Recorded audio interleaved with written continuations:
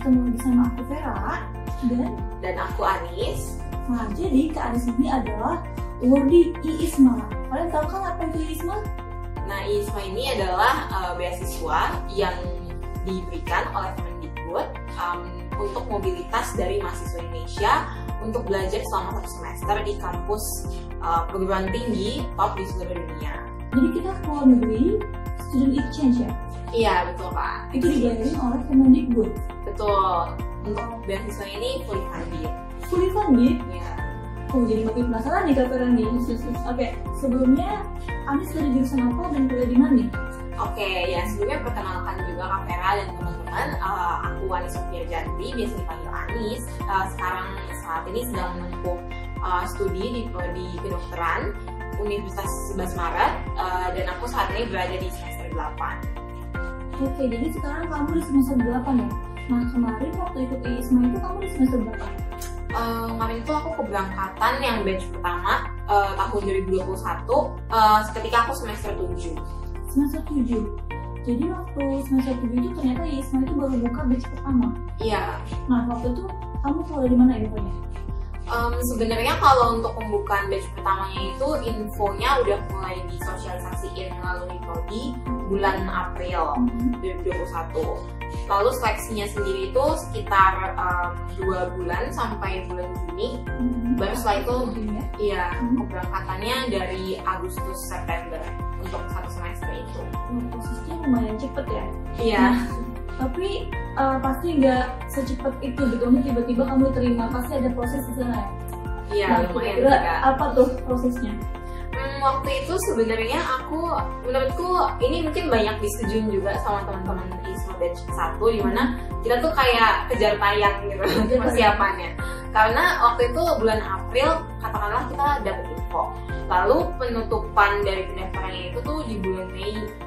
Iya, sebulan ya? Sebulan, dan itu harus udah ada syarat-syarat yang diperlukan. Nah, syarat-syaratnya itu mungkin ini aku sekalian nyocokin sama tahun ini ya, yaitu ada harus surat keterangan aktif mahasiswa pastinya, itu lalu ada minimal di semester 4 sampai kalau tahun ini semester 6 ya, pada saat pendaftaran ya. Lalu usianya maksimal 23 tahun pada 1 Juli 2022 untuk pendaftaran yang tahun ini. Belum pernah mengikuti kegiatan exchange ataupun mobilitas internasional sebelumnya. Lalu minimal IPK yaitu 3,0. Lalu ada juga yang ini Kak, yang paling challenging yaitu menyiapkan syarat bahasa Inggris. Wah, gitu. Syarat apa tuh? Nah, untuk bahasa Inggris sendiri itu kita harus ambil tes formal. Itu pilihannya ada untuk tahun ini ada IELTS minimal 6 overall-nya. Lalu TOEFL IBT minimal overall-nya itu 78 dan Duolingo English Test itu minimalnya 100 kayak gitu. Berarti memang kita nggak terlepas dari bahasa Inggris ya, apalagi kita mau keluar negeri gitu, gak mungkin kita menggunakan bahasa Jawa kan misalnya. Iya, betul Kak. Harus bahasa Inggris. Nah, waktu itu kamu tesnya pakai tes TOEFL atau IELTS atau apa? Waktu itu aku ambilnya dari berbagai pertimbangan, akhirnya karena kampus yang aku pilih itu hanya menerima IELTS dan TOEFL IBT, jadi aku memilihnya untuk IELTS gitu. Wow, IELTS tuh lumayan challenging banget, bukan lumayan lagi ya, tapi benar-benar challenging ya. Waktu itu persyaratannya harus berapa tuh IELTS-nya? Minimal 6 Kak overall. Minimal 6, terus kamu dapat skornya berapa? Nah, tapi sebenarnya kalau IISMA ini dia kembali lagi ke universitas yang kita apply masing-masing. Jadi kalau untuk misalnya universitas yang aku pilih itu adalah University of Edinburgh di Scotland, UK. Nah, itu kita harus lihat lagi nih dari University of Edinburgh ini, dia minta ada syarat tertentu nggak sih minimal per section IELTS-nya itu berapa gitu. Nah, itu tahun lalu aku dapatnya alhamdulillah dengan persiapan yang aku usahakan lah sebaik-baiknya itu dapat 7,5 overall. Wow, 7,5 itu bukan sederhana loh. Soalnya persyaratannya kan 6 ya, dan kamu bisa 7,5. Nah, itu kamu persiapan bahasa Inggrisnya gimana tuh? Kan kamu jurusan kedokteran nih. Iya Kak. Gimana tuh caranya belajar biar punya IELTS 7,5? Jujur aku mungkin ini sedikit background juga, aku gak bisa menampik, aku memang suka bahasa Inggris. Jadi kecil.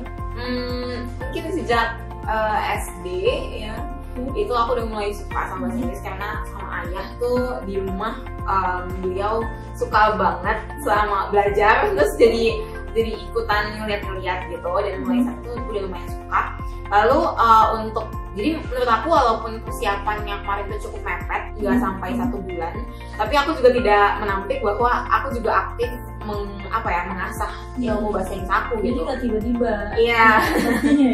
Iya Kak. Tapi di waktu persiapan yang mepet itu, akhirnya aku ya udah ngusahain untuk bisa belajar dari waktu itu aku ambil tesnya di British Council di Jakarta. Iya, di Jakarta. Jadi waktu itu mereka, kalau misalnya kita daftar tes ke mereka, itu nanti mereka bakal kasih resource belajar.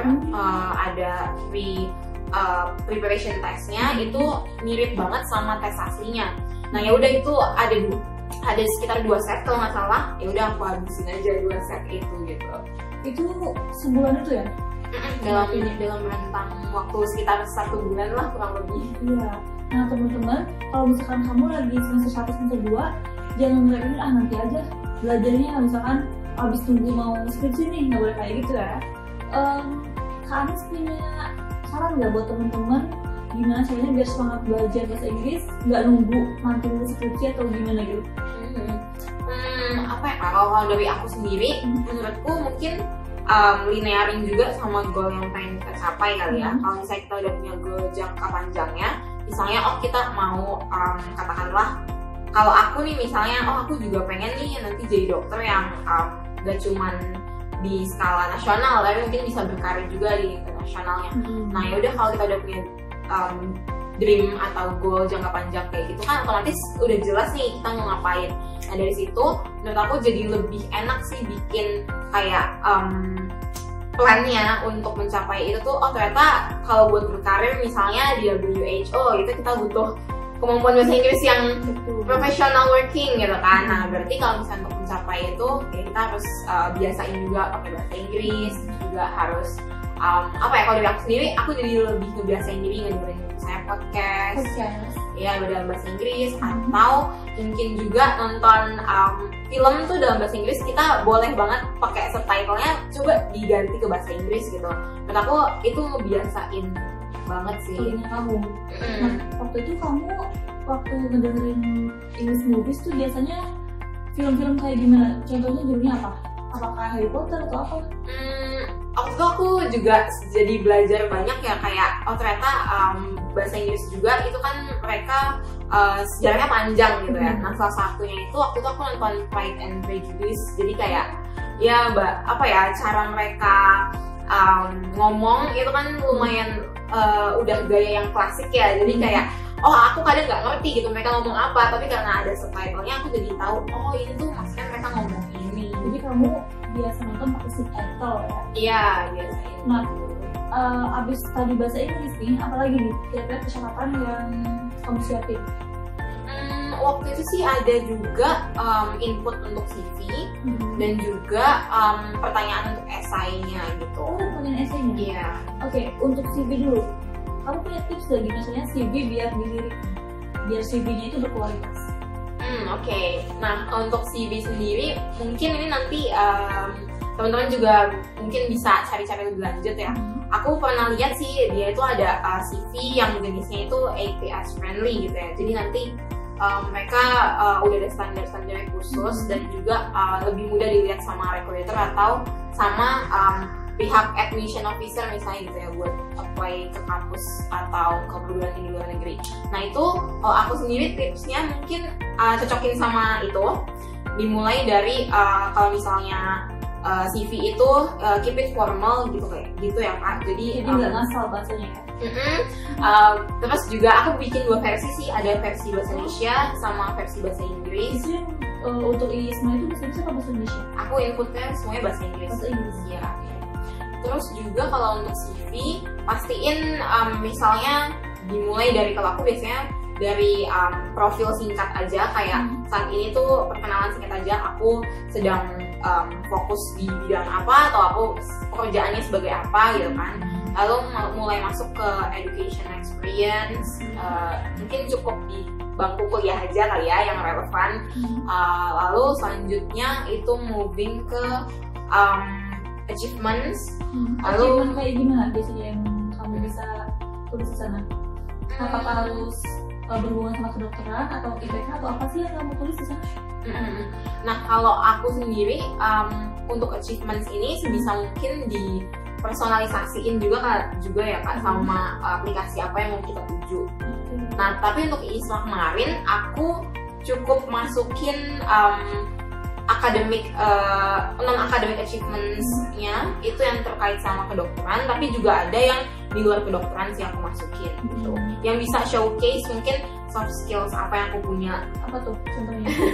Rahasianya? Wah, mungkin aku di kuliah ini aktifnya di debat salah satunya. Ya, English debating. Jadi lagi-lagi bahasa Inggris ya? Iya. Nah, ya mungkin ini juga ngaruh ya, karena aku juga jadi dipaksa belajar bahasa Inggris gitu karena ikut kegiatan English debating ini. Jadi ya itu aku masukin juga untuk showcase bahwa aku tuh punya kemampuan public speaking loh, dan mungkin lebih jauh dari itu, tapi juga selama kompetisi kan kita juga belajar kayak cara bekerja sama dengan orang, lalu mengatasi masalah kayak gitu kan. Tapi mungkin itu lebih ke penjabarannya kali ya. Tapi kan secara agak langsung kamu ceritain kalau kamu ikut kegiatan-kegiatan English debate dan segala macamnya itu ternyata itu bisa mengasah soft skill kamu gitu ya? Iya. Abis itu ada lagi nggak? Habis itu, nah mungkin yang paling penting ya kayak organizational experience or volunteer. Nah itu aku masukin satu section yang cukup aku jelasin. Jadi misalnya aku sebagai apa, tahun berapa, lalu tugasnya apa aja, dan result yang aku capai apa aja. Mungkin ini yang sering aku lihat dan mungkin di kalangan teman-temanku dan juga aku mungkin ya aku juga masih belajar. Mungkin kita belum pernah untuk nge-showcase apa aja contribution yang udah kita lakuin gitu, dan mungkin di bagian CV yang ini adalah bagian CV yang pas untuk tadi ngejelasin kita punya loh kemampuan ini dengan ketika kita menjadi seorang misalnya bendahara di organisasi tertentu tuh kita dikasih tugas A, B, C, D, E, lalu kita bisa hasilnya misalnya meningkatkan A, B, C, D, E ini lebih optimal misalnya kayak gitu kan. Berarti kamu selain belajar bahasa Inggris juga kamu aktif organisasi atau nggak volunteer ya? Iya. Itu bisa mendukung banget buat teman-teman untuk ikut program ISMA, karena pasti penyedia beasiswa nggak mungkin cari orang yang biasa-biasa aja, ya nggak? Betul kan. Nah, habis itu pas waktu kamu udah lolos nih, apa tuh kira-kira yang diminta ISMA atau diberikan ISMA? Nah sebenarnya waktu ISMA itu nggak apa Kak. Sebenarnya waktu itu yang aku ingat banget, ISMA itu mereka di halaman awalnya mereka udah jelasin mereka adalah mereka punya visi atau tujuan untuk bisa membuat mahasiswa-mahasiswa Indonesia ini bisa belajar ke universitas top di luar negeri. Tujuannya untuk supaya mahasiswa Indonesia ini bisa merasakan multicultural experience, lalu juga belajar lintas bidang tadi. Dan kamu belajar apa tuh? Nah, mungkin nih di course-nya sendiri ya. Jadi waktu itu aku pilih 2 course itu kesehatan di bidang sosial yang mungkin belum banyak dibahas secara mendalam, terutama di kedokteran kan ya. Lalu 1 matkul lagi itu dari bahasa dan budaya. Bahasa dan budaya. Lanjut lagi? Lalu ya, nah dari ISMA ini mungkin 3 poin tadi ya. Jadi multicultural, lalu juga belajar lintas bidang, dan ya mahasiswa Indonesia ini juga didukung sama kampus atau home university-nya dengan mendapatkan pengakuan setara 20 SKS gitu. Nah, itu masuk ke SKS juga ya? Iya, masuk ke SKS. Jadi dari 3 poin ini ibaratnya mungkin URDI harus bisa meyakinkan ISMA bahwa kita tuh fit loh untuk menjadi delegasi Indonesia di luar negeri yang tadi misinya itu adalah merasakan pengalaman-pengalaman tadi gitu. Oh iya, tadi selain dapat pengalaman multicultural, kamu bakal dapat biaya nggak sih? Pembiayaan? Iya, jadi untuk ISMA ini kabar baiknya adalah menurut aku dia beasiswa yang one complete package. Jadi dia itu membiayai dari mulai kita berangkat sampai pulang gitu. Nah, termasuk biaya makan hidup di sana? Iya, betul Kak. Wow, enak banget ya. Iya, jadi biaya ini mencakup dari tiket pesawat at cost, lalu iya PP, lalu juga ada biaya visa, ada juga biaya PCR test dan PCR juga. Dan karantina jika dibutuhkan di negara tujuan. Lalu ada juga biaya hidup tadi. Jadi kayak, nah sebenarnya ISMA ini mungkin fun fact-nya adalah dia menggunakan dana yang sumbernya itu satu dengan LPDP. Oh. Jadi dia mekanismenya sendiri cukup mirip sama LPDP menurutku. Dari mulai living allowance-nya, settlement allowance-nya itu juga patokannya sama dengan LPDP. Disesuaikan dengan kebutuhan di negara tujuan. Negara tujuan, iya. Jadi nggak bakal sampai kelaparan ya. Iya, insya Allah. Dan juga mereka udah ada research-nya sendiri gitu ya Kak. Jadi di kota ini berapa biaya hidupnya gitu. Lalu juga ada registration dan tuition fee ke kampus tujuan. Itu juga udah at cost dibiayain dari dari Kemendikbud langsung ke kampus tujuan. Dan ada juga biaya asuransi kesehatan. Itu waktu di Inggris apa sih yang kamu temui di sana? Apakah ada culture shock atau gimana? Ya mungkin ini juga selain dapat materi ya. Apa tuh? Mungkin ini juga disclaimer ya. Jadi aku di Scotland kan. Nah di Scotland ini bagian dari United Kingdom gitu. Nah waktu itu aku ngerasanya mungkin banyak banget sih yang beda. Dimulai dari, kan aku di kota Edinburgh, di ibu kotanya Scotland ya. Nah itu tuh dia ngomongnya mungkin. Kenapa? Ngomongnya bukan yang beda. Ya ada aksen bahasa Inggrisnya itu dia Scottish accent. Mungkin teman-teman kalau kepo bisa cari di YouTube. Nah itu Scottish accent tuh lumayan challenging di awal-awal. Kayak walaupun kita mungkin bisa biasanya dengar standard pronunciation tuh ngerti, tapi begitu dengar yang Scottish ini kayak gitu. Dan ya aku pernah ke kayak kedai kopi gitu kan. Terus aku tuh nggak ngerti si kasirnya ini ngomong apa. Terus aku sorry, can you repeat please? Dan kayak pelan-pelan. Iya, kayaknya dia ngulang pelan-pelan. Tapi mereka baik sih. Maksudnya kalau misalnya kita ya udah minta ulang, mereka pasti mau. Gitu. Itu kalau teman-temannya sendiri di kelas dari mana aja tuh? Mahasiswa dari mana aja? Apakah memang dari Inggris sendiri, apa dari beberapa negara lain, apakah emang ada orang Indonesia juga? Jadi kalau kelasnya sendiri, kita tuh bener-bener kayak mahasiswa kampus sana Kak. Jadi nggak dibedain sama sekali. Jadi kita belajar bareng sama mahasiswa lokal, maksudnya mahasiswa yang memang studi 3-4 tahun di kampus tersebut. Tapi ada juga international student yang sama-sama exchange gitu. Dan aku waktu itu juga berangkatnya bareng sama 22 wardi lainnya dari seluruh Indonesia ke kampus University of Edinburgh. Bukan dari UNS saja ya? Bukan. Jadi, ada dari UI mungkin ya? Banyak dari UI, UGM, BINUS dan jadi kamu selain dapat beasiswa juga dapat teman juga di sana ya? Betul Kak. Mungkin aku ngerasanya justru kemarin banyak banget bonding juga sama teman-teman Indonesia Edinburgh ini. Oh iya, waktu kamu tes itu tadi ada persoalan bahasa Inggris itu ada essay juga ya? Iya. Nah, kalau essay-nya tuh harus tulis apa tuh? Kalau essay sendiri, mereka biasanya udah ada pertanyaan, ada 4 pertanyaan kalau di ISMA. Dan 4 pertanyaan ini biasanya mencakup untuk satu menjelaskan misalnya academic achievements ataupun non-academic achievements, lalu apa aja skill yang dan proses yang dilibatkan dalam pencapaian itu. Jadi nanti kita jawab nih prosesnya kayak gimana. Lalu yang kedua itu juga ditanyakan tentang rencana kontribusi ke international community dan juga local community di sana. Tetap kontribusi ya guys, sesuai dengan apa yang diajarkan scholars.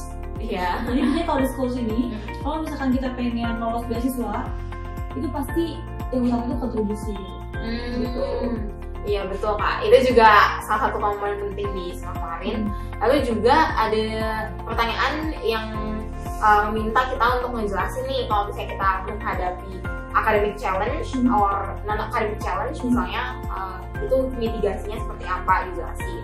Dan mungkin kalau yang tahun ini sedikit berbeda sama tahun lalu, itu ada juga pertanyaan tentang discuss about your health condition gitu. Jadi kondisi kesehatan secara inklusif dari fisik, mental kayak gitu. banyak banget ya Iya. yang harus tulis di essay. Dulu bikin essaynya berapa lama tuh? Ini juga sih Kak, mungkin kalau essay itu aku berusaha untuk mulai segera, karena aku tahu pasti bakal banyak proses revisinya.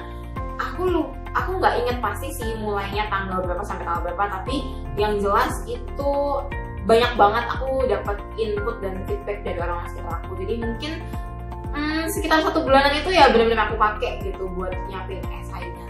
Jadi kamu nggak mendadak langsung bikin habis satu, bikin essay langsung? Enggak deh Kak, karena aku mau banget, jadi aku tahu nggak bisa SKS nih untuk essay ini. Jadi kan sebulan ini kamu bikin essay itu revisi lagi. Iya, gitu ya? aku minta banyak pendapat sih, karena kan aku takutnya aku nggak bisa ngeliat blind spot aku ya, atau mungkin essay-nya belum clear, atau mungkin belum menjawab pertanyaan. Nah, jadi untuk hal-hal kayak gini aku waktu itu minta proofread ke beberapa orang, kayak dosen. Temen satu organisasi dan lain-lain. Nah, abis di ISMA itu apa nih yang kamu dapatkan setelah kamu kembali ke Indonesia? Ya, aku ngerasanya mungkin dari pengalaman aku kemarin tuh ada beberapa perubahan yang sadarin, yaitu mungkin yang pertama tadi ada perbedaan culture akademik di Indonesia dan di UK misalnya. Jadi aku waktu di UK itu jadi bener-bener dipaksa untuk keluar dari zona nyaman Kak. Jadi semua tugasnya itu rata-rata bentuknya esai. Semua esai? Iya, karena mereka percaya bahwa kalau kita belajar itu dimulai dari membaca, lalu nanti kita akan memproses informasinya, dan outputnya itu adalah kayak buat pikiran atau tulisan gitu bentuknya. Nah, jadi ya udah hampir semua komponen tugas akhir itu di sana esai, walaupun ada juga yang ujian sih. Jadi waktu itu aku benar-benar belajar academic writing yang lebih baik gitu kali ya. Yang lebih baik tuh kayak gimana sih gitu. Ada manfaatnya nggak sekarang ke skripsi kamu? Kan sekarang kamu abis skripsi ya, ada nggak impactnya? Kebetulan mungkin kalau untuk skripsi sendiri aku waktu itu udah selesai, tapi jadinya aku bisa ngeliat lagi gitu skripsiku tuh kemarin kayak gimana sih, terus apa yang bisa aku perbaikin. Kamu bisa mengkritisi skripsi sendiri ya? Iya. Balik dari itu ya? Bener Kak, karena dan bahkan mungkin bener sih, mungkin kalau misalnya aku masih skripsian itu bisa menunjang banget gitu kan. Teman-temanku sendiri aku ngeliat juga mereka jadi banyak banyak improvement di skripsi mereka juga, salah satunya karena pengalaman ini gitu. Terus juga ya resource di UK ini juga lengkap banget Kak, di University UK. Jadi kalau kita bikin esai itu ya udah kita biasanya kan harus baca banyak jurnal-jurnal akademik. Nah, itu mereka akses jurnal akademik tuh udah nggak usah ditanyakan lagi banyak banget. Ya, bahkan sampai sekarang aku masih dapat akses dari kampus. Serius? Tuh, iya. Jadi meskipun kamu udah nggak bisa ngelari, kamu masih bisa akses? Iya, kayaknya sih kamu? 1 tahun sih Kak, karena student cardku 1 tahun. Walaupun aku cuma exchange 1 semester gitu. Jadi mungkin itu another benefit ya. Iya, benar banget. Banyak banget tuh kalau misalkan kalian bisa memanfaatkan itu dengan baik, kenapa enggak gitu kan. Nah, kamu punya nggak saran-saran nih buat temen-temen yang nanti mau ikut ISMA ini? Oke. Saran-saran mungkin kalau dari aku adalah yang pertama, know your why dulu kali ya Kak. Kayak tahu dulu kenapa mau apply ISMA, cari dulu motivasinya, jadi pastiin emang bener-bener pengen. Dan know your why ini juga mencakup ke cari informasi gitu. Jadi kalau kita udah mau kan harusnya kita jadi eager ya, iya, jadi eager to search, jadi aktif mencari. Nah, itu semua info tuh udah banyak beredar di Google ataupun di grup di media sosial dari ISMA. Nah, itu teman-teman bisa cari juga di website ISMA juga lengkap. Lalu yang setelah udah tahu nih Kak, menurut aku yang kedua adalah pastinya prepare dan start early kali ya, karena untuk tahun ini sendiri itu pendaftarannya udah buka sebenarnya. Udah buka? Iya, dari Maret kemarin tanggal 13 kalau nggak salah sampai penutupannya itu 12 April ini. Nah, berarti masih April ya, berarti masih ada waktu nih buat masih ada waktu. Nah, tapi mungkin betul, tapi mungkin untuk yang tahun depan nih, nah bisa nih kita bikin kalender persiapannya dari sekarang kali ya Kak, karena kan gambaran timelinenya udah cukup jelas ya dari tahun ini dan tahun sebelumnya mirip-mirip lah, walaupun yang tahun ini mungkin lebih cepat karena pengalaman tahun lalu kalau dimulai bulan Mei agak mepet gitu kan. Apalagi itu selain itu? Selain itu kalau bahasa Inggris gimana tuh? Nah sama tadi ya, jadi kalau kita udah tahu dan kita udah pengen prepare early-nya juga termasuk dari bahasa Inggris. Jadi ya mungkin dari teman-teman yang ngerasa bahasa Inggrisnya masih butuh improvements, nah itu bisa mulai dicari-cari ya kira-kira kurangnya tuh di mana, terus apa yang bisa dilakuin gitu. Dan mungkin kalau tadi beberapa tips dari aku adalah yang bisa dilakuin sehari-hari dari diri kita sendiri, tapi mungkin kalau emang teman-teman serius dan mau, aku juga ngeliat ada banyak teman-teman dan adik tingkat aku yang mereka serius untuk misalnya ngambil les atau mungkin ya belajar mandiri juga ada gitu Kak. Jadi benar-benar harus bikin action plan-nya sih menurut aku kalau bahasa Inggris. Dari sekarang ya, meskipun niatnya tahun depan. Iya, biasanya tahun depan. Bahkan yang semester 1, semester 2 juga ada kok Kak yang udah nanya-nanya. Jadi iya, jadi mereka udah tahu nih ada sudah aktif banget. Terutama mungkin sekarang juga generasi Z ya Kak, itu juga ada mulai apa ya pakai bahasa Inggris sehari-hari. Jadi aku yakin harusnya sih akan terus membaik sih ini kayaknya interest orang-orang untuk belajar lebih dulu belajar luar negeri gitu. Oke, ada lagi nggak tipsnya Kak? Menurut aku ini juga sih yang penting, yaitu enjoy the process ya.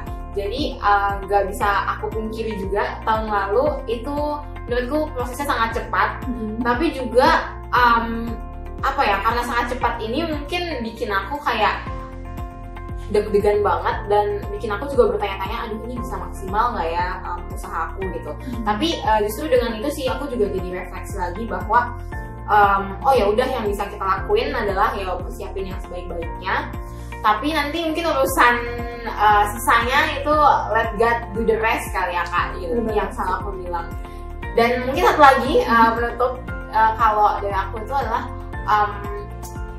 we will never know if we never try gitu. Jadi maksudnya adalah aku selalu ingat sama ini karena aku kalau misalnya aku insecure untuk nyoba sesuatu Kak, aku selalu ingat bahwa kalau kita nggak nyoba kemungkinan keterimanya itu 0 gitu kan. Tapi kalau kita nyoba, at least kemungkinan keterimanya adalah 50% dan kemungkinan mungkin belum diterimanya adalah 50%. Dan aku of course akan milih untuk punya kesempatan untuk 50% itu gitu. Jadi buat teman-teman coba aja dulu karena kita nggak pernah tahu, dan kalaupun kita gagal menurut aku kita tetap bisa belajar dari pengalaman dan proses tadi. Oke, jadi sesuai kayak teganya scholars, make a progress. Make a progress. See you.